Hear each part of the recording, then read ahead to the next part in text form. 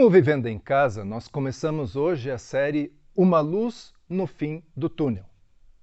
Mas de que túnel nós estamos falando? A jornalista norte-americana Ann Patterson tenta decifrar por que a geração millennial, dos nascidos de 1981 até 1996, está numa epidemia de burnout. No seu livro Não Aguento, Não Aguentar Mais, ela diz que a sociedade precisa mudar, senão afunda num burnout coletivo e que esse esgotamento se dá pelas expectativas exageradas que geram frustrações. Uso abusivo de tecnologia que acaba com os limites entre trabalho e descanso e nos faz perder tempo com bobagens. Também a falta de estabilidade, que nos expõe a jornadas loucas e a crença irreal de sucesso e vida boa do Instagram. Esse túnel cresce e é cada vez mais escuro quando, por exemplo, nós consideramos que o Brasil tem uma das cargas tributárias mais altas do mundo. Ela gira em torno de 36% do PIB, bem acima da média mundial, que é de 27,1%, e da média latino-americana, que é de 28,1%.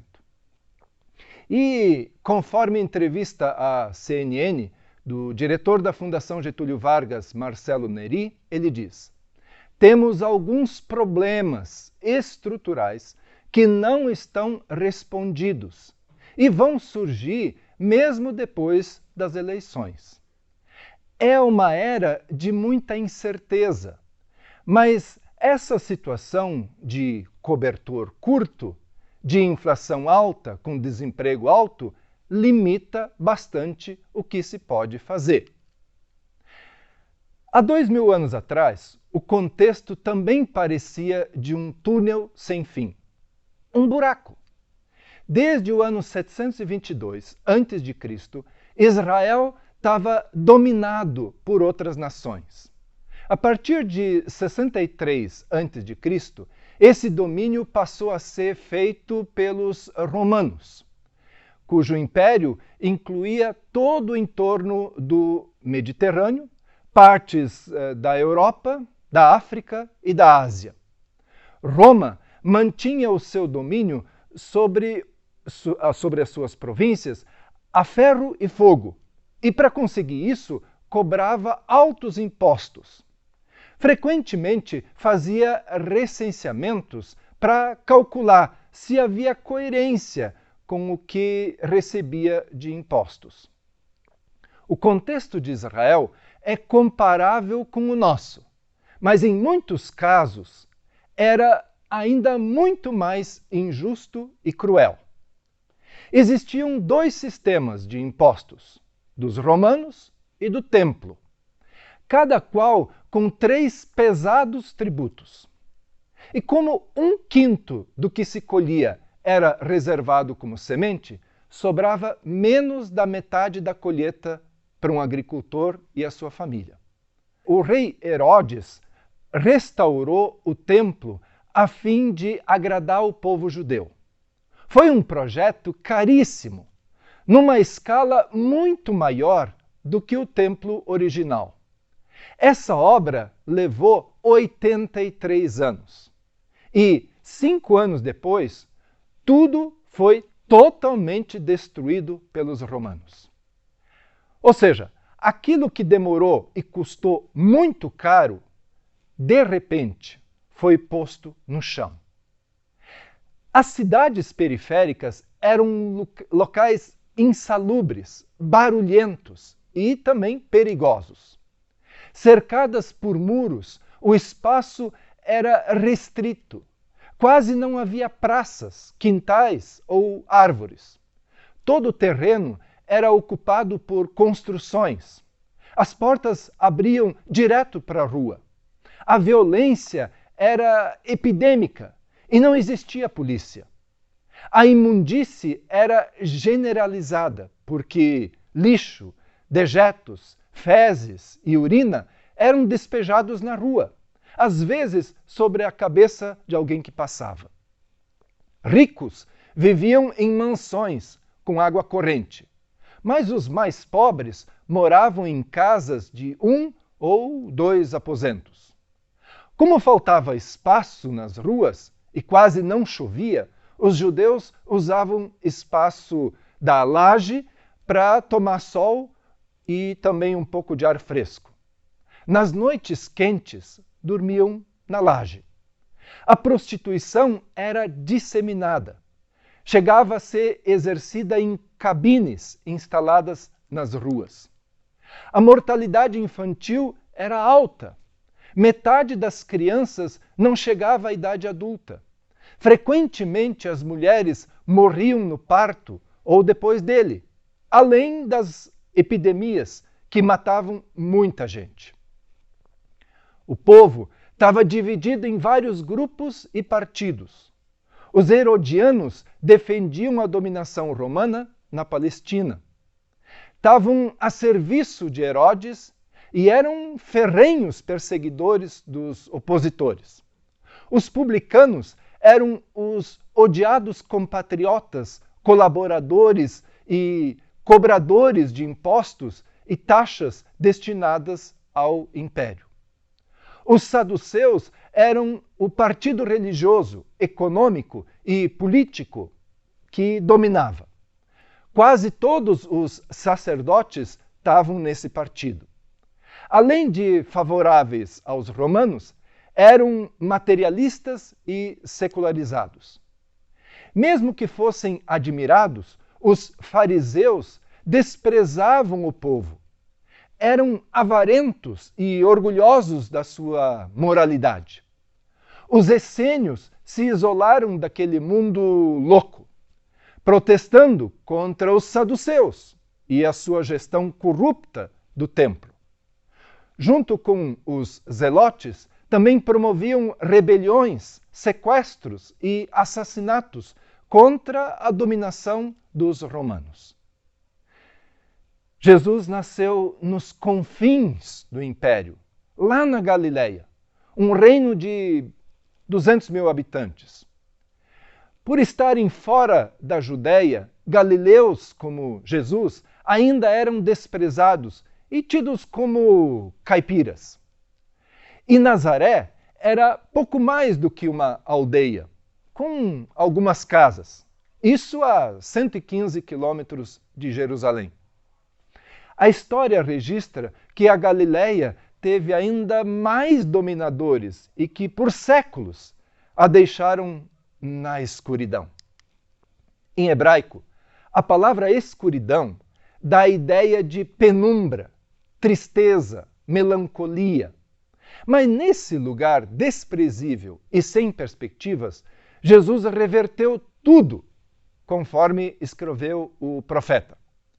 O povo que vivia nas trevas viu grande luz. Assentados naquela escura região da morte, viram o sol raiar. O abuso dos opressores e a crueldade dos tiranos, com seus chicotes, cacetes e xingamentos, já se foram, acabaram. Chegou a libertação, tão surpreendente e repentina. O que nós somos na escuridão profunda, afinal?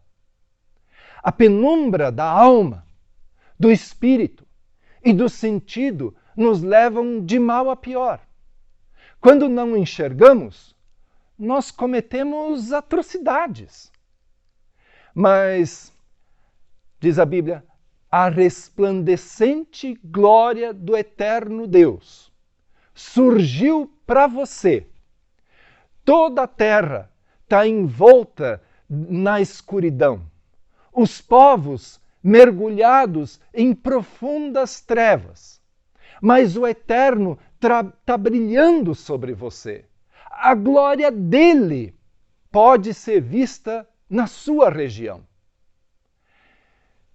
Deus falou com o profeta Isaías acerca do momento em que nasceria a luz do mundo, o Filho de Deus, Jesus Cristo. Ele descreve o poder desse momento de advento, em que a luz do mundo começaria a brilhar no meio do povo da Galileia. E diz o profeta Isaías: porque um filho nasceu, para o nosso bem. Um filho foi dado de presente a nós. Ele vai assumir o governo do mundo. Seu nome será Conselheiro, Maravilhoso, Deus Forte, Pai Eterno, Príncipe de bênção plena. A autoridade do seu governo vai se expandir e não haverá limites para a restauração que ele irá promover. Mas Jesus não se deixa monopolizar nem se dominar. Na verdade, é ele quem vem nos conduzir e iluminar. Nenhum de nós precisa caminhar nas trevas. Não fiquemos cegos. Não caminhemos em meio às trevas, nem às escuridões da vida. Não permaneçamos na ignorância, porque a luz de Deus é a nossa salvação. Jesus mesmo disse: eu sou a luz do mundo. Quem me segue nunca andará nas trevas, mas terá a luz da vida. Então, se quisermos sair das trevas, precisamos seguir a Ele, ouvir a sua voz, fazer a sua vontade, viver iluminado por Deus. Porque uma coisa é certa: Jesus não está a serviço do orgulho, da soberba, do egoísmo, das vaidades e das pretensões humanas. Diz a palavra de Deus: a maravilhosa verdade é que Deus nos resgatou dos becos sem saída e dos caminhos de escuridão. Ele nos pôs no reino do Filho que tanto ama, o Filho que nos tirou do poço em que havíamos caído e se livrou dos pecados que estávamos condenados a repetir. E a promessa final, que é uma profecia, é que chegará o dia em que, preste atenção, nunca mais haverá noite. Ninguém vai precisar da luz de lâmpadas ou da luz do sol. O brilho de Deus, o Senhor, será toda a luz de que precisarão. E com Ele, eles vão governar para todo sempre. Natal com Jesus é, de fato, a luz no final do túnel.